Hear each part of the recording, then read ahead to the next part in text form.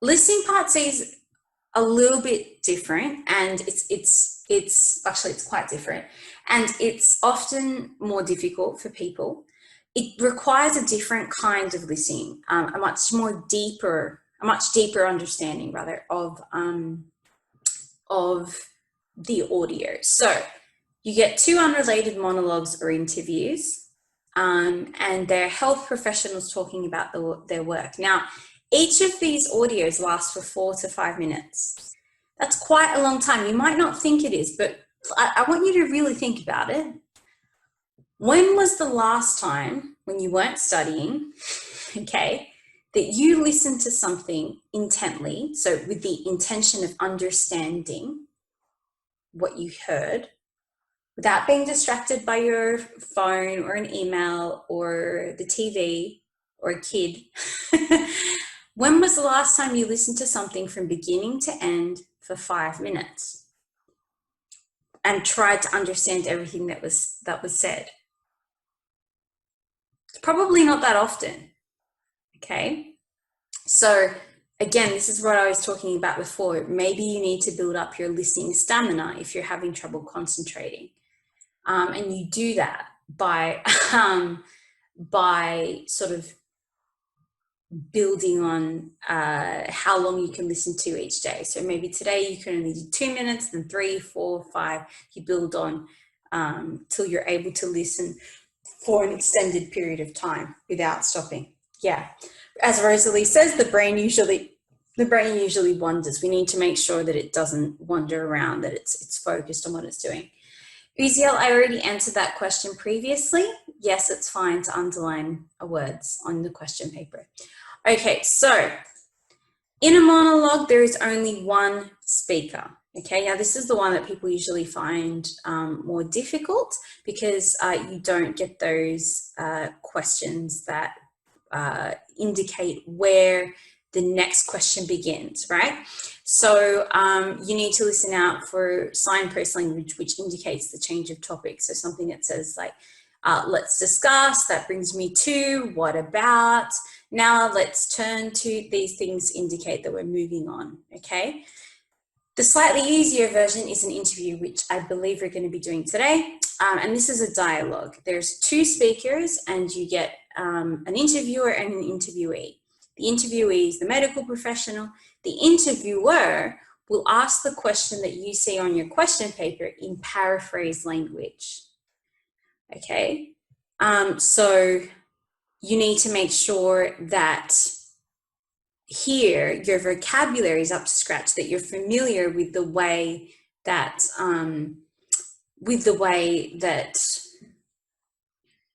different ideas can be expressed, or the ways that different ideas can be expressed, because otherwise it's still going to be quite difficult to keep up, okay? Now, you need to focus on listening for detailed argument, gist, or opinion. You can see it's a little bit different to what we saw before. So here we're listening to arguments, we're listening to longer stretches of audio for our answer, okay? Listen for paraphrase language. Again, our vocabulary needs to be really, really good for listening part C. Well, for all listening parts really, but for listening part C in particular, because there's a lot of paraphrasing going on, okay? And we need to answer 6 3-option multiple choice questions per extract. So that's 12 questions total. So the distribution of marks for the listening is 24 in listening part A, 6 in listening part B, and 12 in listening part C, okay? So remember, again, you'll only hear the audio once. Now this is really important, because when people are practicing for this part of the test, they often listen to things like presentations that they find on YouTube or podcasts, etc. And they often do this by stopping, rewinding, etc. Now that's great, and it's something that you should do in your early stages of preparation, but you need to get used to not doing that, okay? You need to get used to hearing something once and being able to understand it. So slowly, as you move through your preparation, you need to rely less on that idea of rewinding an audio, rewinding a video, okay? And not using subtitles as much or transcripts as much. So what do we do in our pre-listening time? Well, for each audio extract in listening part C, you get 90 seconds to look at the questions before the audio begins. So first you need to read the context sentence. This gives us information about who is speaking, what they're talking about, and whether it's going to be an interview or a monologue. So today's one is an interview with an epidemiologist called Dr. Rachel Tisnado, and she's an expert on yellow fever. Okay, so she's going to be talking about that. Then you need to go through and carefully read each question, establishing what information each question is focused on and underlining keywords in the questions to make sure that you're guided by these keywords when you're listening. Now, this is usually where everybody asks, do I read the answer options as well? My answer to you is no. At this stage, no. First, go through and read each of the 6 questions, ignoring the answer options. Make sure that you understand what each question is focused on, what each question is asking you. Then, if you are confident in your understanding of each question, you've underlined those keywords, you know what each question is focused on, then you can go back to the beginning, look at the first question again, and look at the answer options and do that with the remaining time that you have left. But I would suggest first only focusing on the questions. Why do I suggest this? Because it will help you keep up. You will know what each topic, each important topic is about. And you know what kind of information to listen out for. If you overwhelm yourself right at the beginning with questions and answer options, it's a lot of information for your brain to take in. And once the audio starts, you're not going to be ready for those changes in questions or changes in topic. Okay, the answer options can sometimes be too distracting if you don't know what you're listening out for to begin with. You also need to remember that a lot of paraphrasing is going to go on. So when you're reading those questions, think about synonyms and key ideas, how they can be expressed in other ways. We're going to practice all of that. So I'm going to give you 90 seconds to read through all the questions and do just what I said. Now, obviously you can't underline like you would on test day because it's on the screen. So I would suggest you write down keywords for each question on a piece of paper, and then we'll discuss it after those 90 seconds, okay? Here are the questions. Here are your 90 seconds.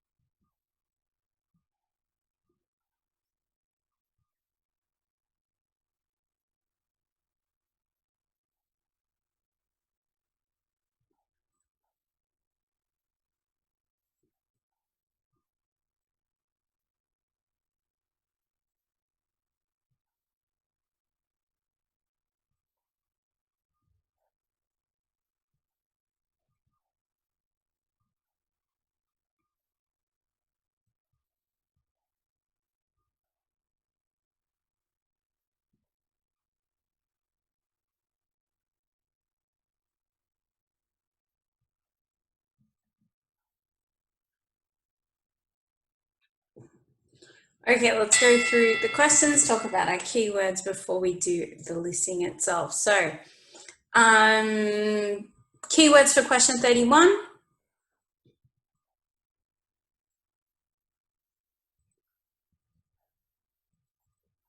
what first led Dr. Tisnado to develop an interest. We want to know what first led her to do it, okay? Number 32,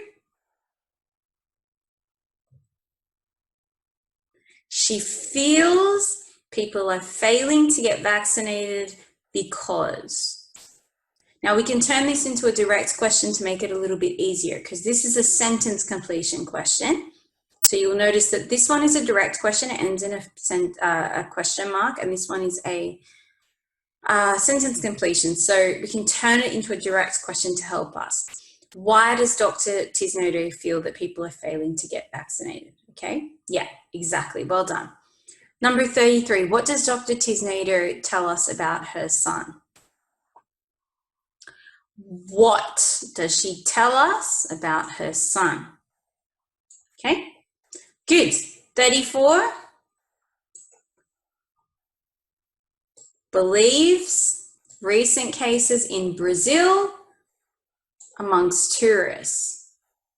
Okay, now Brazil is a proper noun. It will stand out in the audio. As soon as you hear Brazil, you'll know that you're at question 34. So make sure you listen out for words like proper nouns. Number 35. She says that other steps aimed at preventing yellow fever are, I'd say it's this whole last part. And number 36. To be effective, advice about vaccination needs to. Okay. What does Dr. Tisnado say that advice about yellow fever vaccination needs to be effective? That's how we would change that into a direct question. Changing those sentence completions into a direct question helps a lot of people, so try and do it if you can. Okay, all right. Let's get listening, shall we? Have those keywords in front of you. Remember to try and keep up with the audio. If you miss an answer, choose one and just move on. Okay, don't panic. We're talking today with Dr. Rachel Tisnado, a highly respected epidemiologist and expert on yellow fever. Dr. Tisnado, firstly, what is yellow fever, and what triggered your deep interest in this disease? Simply put, yellow fever is a viral disease transmitted most commonly to humans, and also monkeys, by infected mosquitoes in parts of Central and South America, and also Africa. It takes about 3 to 6 days for the illness to begin after the initial mosquito bite. But what's so interesting to me is that up to a week after symptoms appear, an infected person can actually retransmit the infection to the mosquitoes who bite them, forming a seemingly endless cycle. That was the point that grabbed me and pulled me in, so to speak. And then what kept me involved was the fact that my son, who was 22 at the time, then contracted this disease just after my research had begun. The distressing part for me, not only as a doctor but a mother, was that this could have been avoided if only he'd taken the recommended precautions. A simple vaccine. If the vaccine for yellow fever is available, why are people avoiding it? It's highly recommended to all travelers who plan to visit particular regions, and the large majority follow this advice. However, individual beliefs and personal choice greatly impact this, which include concerns over serious side effects, which I should point out are rare.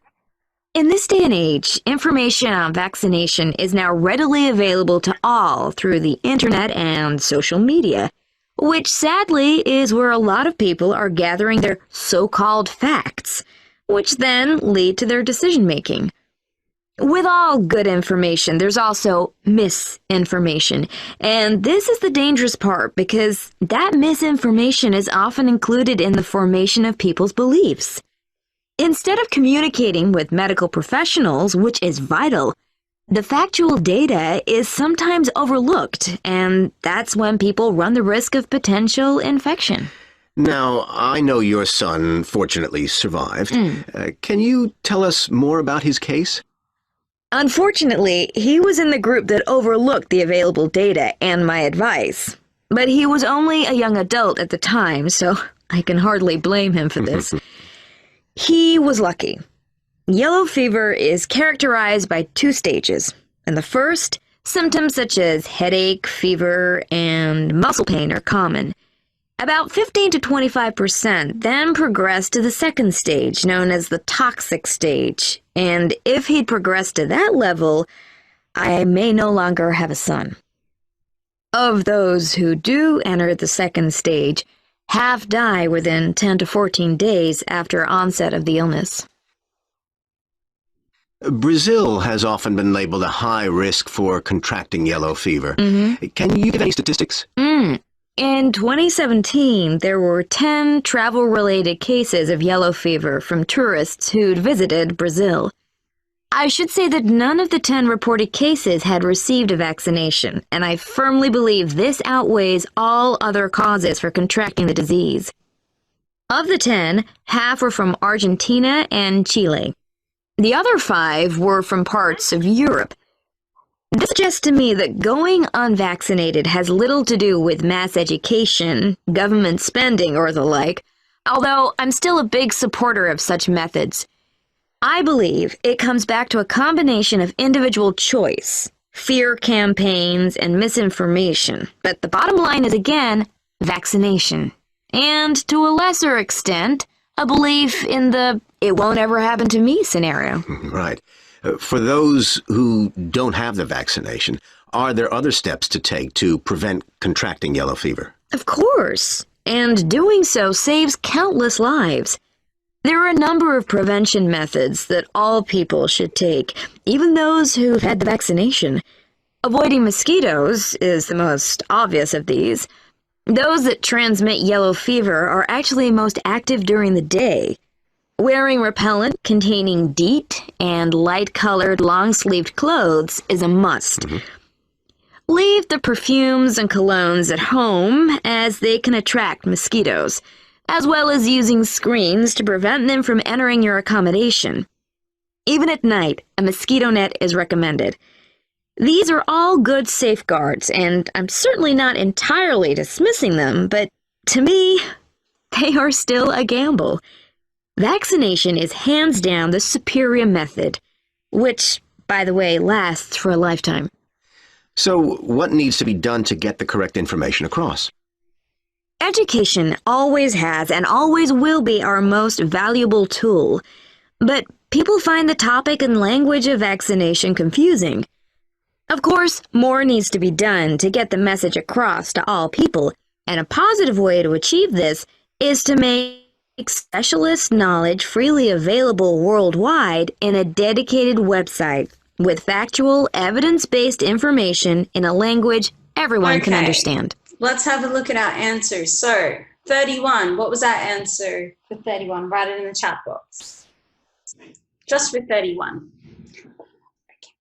Okay. Some disagreements. A lot of agreement, but some disagreement. Okay, let's have a look. So first of all, we see how the question is paraphrased. What triggered your deep interest in the disease? What first led? So there's our paraphrasing of the question that we hear. Then we get the answer in this blue part. So what's so interesting to me is that up to a week after symptoms appear, an infected person can actually retransmit the infection to the mosquitoes who bite them, forming a seemingly endless cycle. That was the point that grabbed me and pulled me in, so to speak. So grabbed me and pulled me in indicates this idea of first led her to develop an interest. So the answer is C. It's not B, the family connection, because even though she does mention the fact that her son had it, she says that's what kept her involved. It's not what led her to first develop an interest. So that's wrong. And this idea of this could have been avoided is a distractor, which means A is not correct either. It's just a distractor. She's saying her son could have avoided contracting the disease if he'd taken the recommended precautions. But that's, again, not what led her to develop the interest. 32, what was our answer for 32?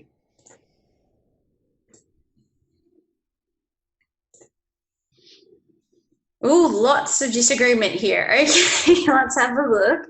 So, excuse me. So again, let's have a look. Why are people avoiding it is what we're talking about vaccines. That's what the interviewer asks. And the question that we see is, we want to know why it feels that people are failing to get vaccinated. So avoiding, failing to get vaccinated. There's our paraphrasing of the question. Okay, so where's our answer? In this blue part. In this day and age, information on vaccination is now readily available to all through the internet and social media, which sadly is where a lot of people are gathering their so-called facts, which then lead to their decision making. So the answer is B, the existence of conflicting accounts on websites. It's not A, okay, because there is, in fact, fact-based guidance from medical professionals, okay, that does exist. It's just that patients aren't communicating with medical professionals. They're overlooking this factual data. So that's slightly different than what A is saying. So it can't be A. And C says well-founded concerns about the extent of adverse reactions. She does mention that there are some serious side effects, but then she says they're rare. So they're not, if people do have concerns about the extent of adverse reactions, they're not well-founded. Well-founded means that they are, based in truth, and that they should, people should be concerned about these things. She says that they're rare. So being overly concerned about these things is not a good enough reason to avoid it, okay? So her main reason is this, the existence of conflicting accounts on websites. 33, answers please.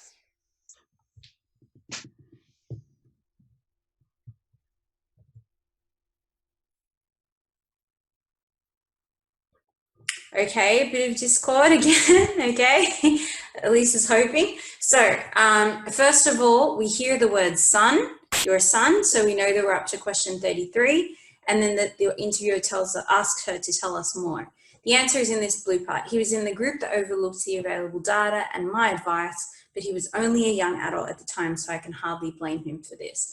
So she tells us that his age and inexperience may explain the decisions that he made, okay? It's indicated by the fact that she says he was only a young adult, and that is possibly why he overlooked the data and her advice. Why is it not A? He was close to entering the second stage of illness. She says that he never progressed to that stage. At no point does she sort of say that he was close to getting there, to that second stage. She just says if he'd progressed to that level. So she doesn't say he was close to getting there, so it can't be A. And he was quick to take advantage of effective treatment options. She doesn't really say that either, okay? She doesn't say that at all. She just says he was lucky, okay? So remember to answer the question, not the one. Don't just choose the answer that looks like it's right, guys. Really, really, really important. Number 34.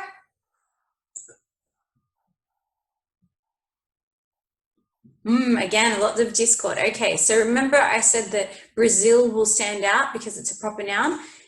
The interviewer starts his question with Brazil, so we know that we're at question 34. And then we listen to what she says. She says, I should say that none of the 10 reported cases had received a vaccination, and I firmly believe that this outweighs all other causes for contracting the disease, okay? So they hadn't received a vaccination, and she firmly believes that not getting a vaccination outweighs all other causes. So this, A, confirms her beliefs about the effectiveness of vaccination. Why is it not B, which says it illustrates the need to educate travellers in how to obtain vaccination? Well, it's not C either for this sentence here. This suggests to me that going unvaccinated has little to do with mass education, government spending or the like. So that rules out C as well, which talks about further investment. Although I'm still a big supporter of such methods. Okay, so she says it's not about the fact that they don't have the information. It's not about the fact that they're not getting enough money. It's just about the fact that they didn't get the vaccination, and that's the most important thing to do. 35. Answers, please.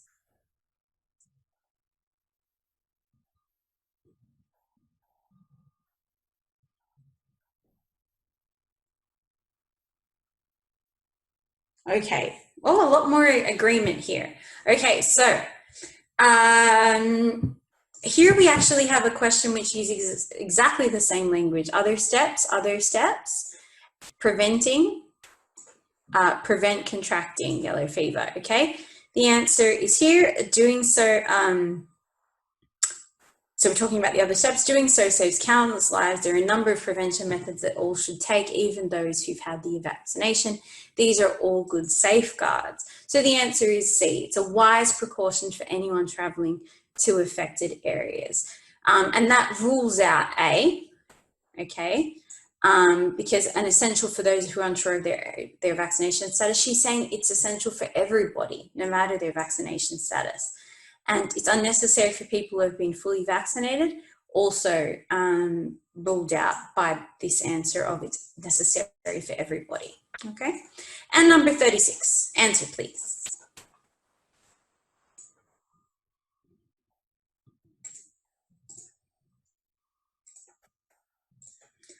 Okay, a lot more agreement here. So the interviewer asked what needs to be done to get the correct information across, okay? And that is a paraphrasing of this idea of getting the information to be effective. Get the correct information across, get the information to be effective. And she says this whole last sentence here, more needs to be done to get the message across to all people, and a positive way to achieve this is to make specialist knowledge freely available worldwide on a dedicated website with factual evidence-based information in a language that everyone can understand. That is the closest answer here is be expressed in a very accessible way. It's not B, right? Because she says it's not about the fact that it needs to clearly come from highly respected authorities.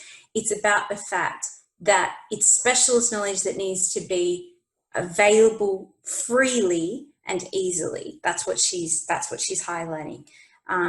That's what's important about the information about vaccination. And it's not C, because C says it needs to be posted on a wide range of social media platforms, whereas she says it needs to be on a dedicated website. Okay? Be careful, those of you who said C. Okay. Well done. There's our answers. Make sure you've got it there. So, okay, let's do a bit of a review about listening before we finish. We're almost done. Remember, you will not be penalized for, this is for listening part A, this part, by the way. You will not be penalized for listening part A. You will not be penalized for something mistakes, providing the meaning is clear. Spelling mistakes. Okay, good. Candidates awarded a grade B or 350 will typically have a score of at least how many marks? 30. Good. So 30 roughly. If that changes, it's not always the same, okay? In part C, how many seconds do you have to read the questions before the audio begins? In part C, 90 seconds. Part C of the listening test has how many questions? 12 in total. Good. And the listening test consists of 3 parts and how many questions? The whole listening test, 42. Good. And at the end of part C, how many minutes do you have to check your answers for the whole test? 2. Good, guys. Well done. Now, I know a lot of you are saying you're having trouble with reading and listening at the same time. The only way you can really do this is practice, guys. I mean, I know that doesn't sound particularly helpful, but that really is it. You need to practice this double sort of concentration. I would focus on the listening, on getting the listening first and making that sort of an automatic situation, like that you automatically listen and understand, and then work on incorporating the reading into it. Okay, so it was Elisa and somebody else who asked that question. I think it was a Lucy or something like that. I'm sorry if I got your name wrong, but yes, I hope that's helpful. Work on the listening first, then look at the then sort of work the reading into, incorporate the reading into the listening. Okay, now part A, remember to write your answers on the question paper on the line provided. For parts B and C, mark your answers on the question paper by filling in the circle using a 2B pencil. Okay, that's all we have time for. Thank you so much for joining me today. I hope that you have a wonderful day. And I hope the class was helpful. Stay safe, stay well. Thank you for all the help that you are giving us and for keeping us safe in this time. We really appreciate it.